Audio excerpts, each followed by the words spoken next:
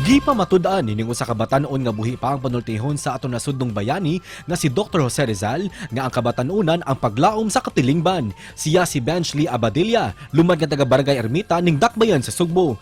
Tinguha niyang papason ang bati nga dungog sa iyang gihigugmang barangay, pinaagi sa paglusad og mga proyekto nga may kalabutan sa kabatanunan. Gani nunot sa iyang paggiya og paglusad og mga programa, gipasidunggan siya niadtong Disyembre 2022 isip Outstanding Youth Leader tibok Dakbayan sa Sugbo. Usa lang si Bench sa mga youth leader nga buot madunggan ang tingog sa mga kabatanunan aron matubag ang ilang mga yangungo sa katilingban. Karong buntaga, ato siyang ibida og mas ilailahon ta siya dinhilang sa GMA Regional TV Live.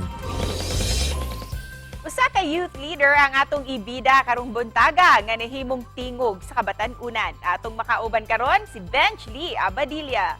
Maayong buntag, maupay nga aga Benchley ug welcome dinhi sa GMA Regional TV Live. Maupay nga adlaw ma'am diha. Benchley, una sa tanan, unsay nakadasig kanimo sa pag-lead sa mga youth, ilabi na sa imong barangay?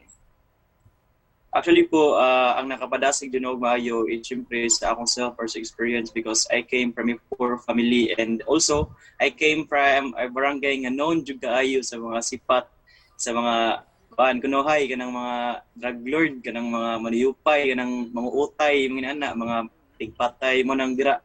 Mo nay nakapadasig na nga I want them, all of them, nga i-eradicate kung unsay nahibaw-an nila sa ermita.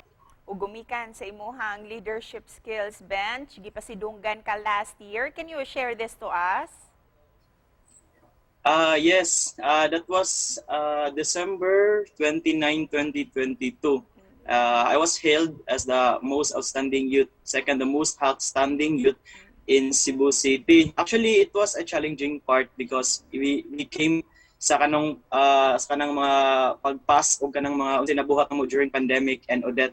So it is one of the qualification nga daghan jud nabuhat ana, and challenging siya kay we are composed of mga mga leaders ba. We are all leaders, mga tarong and mga tang-an. I even competed sa mga mga school president, mga university president, but yeah, luckily and gitag-hitiga jud higayon nga makadaog isip ko sa outstanding youth sa Cebu City. I launched a lot of project pero I want to highlight lang in terms sa akong advocacy because I am into quality education. So my advocacy, what I implemented during the pandemic is the Gugma Eskwela. Gugma Eskwela is I'm going to teach the young ones, ang mga bata, kung unsay maayong buhaton isip usa ka bata. Very helpful gayud ang imong programa, ilabi na sa kabataan dinha sa Ermita. Busa bench, para kang kinsa nimo gihalad kining pasidungog nga nadawat nimo?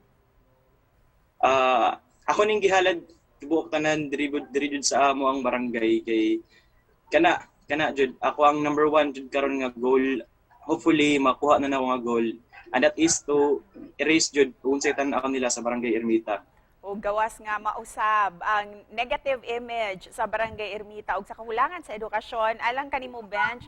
Unsay dakong issue karon nga giatubang sa kabatan-unan nga angay gayud natong tutukan?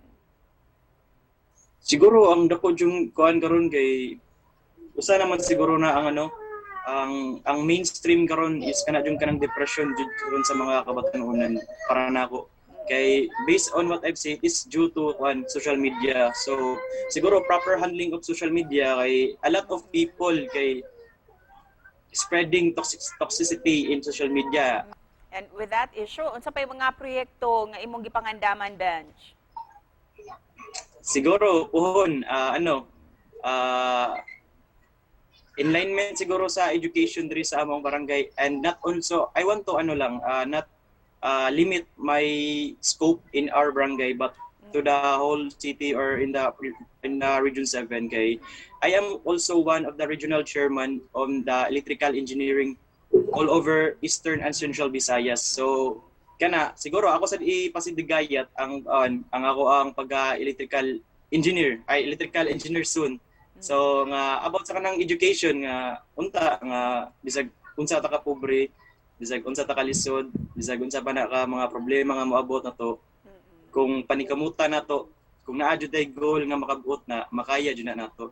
Benchley, unsay mensahe nimo sa imong isig ka youth leader o sa tanang kabataan nga nagtan-aw karon? Surround yourself kung unsa imong ganahan kay it really depends sa ato ang circle of friends. So kung makita ni mga dili na maayo ang imong mga circle of friends, then find another one kay mao man na ang mag-root kay mao man na sila ang mag-influence kanato.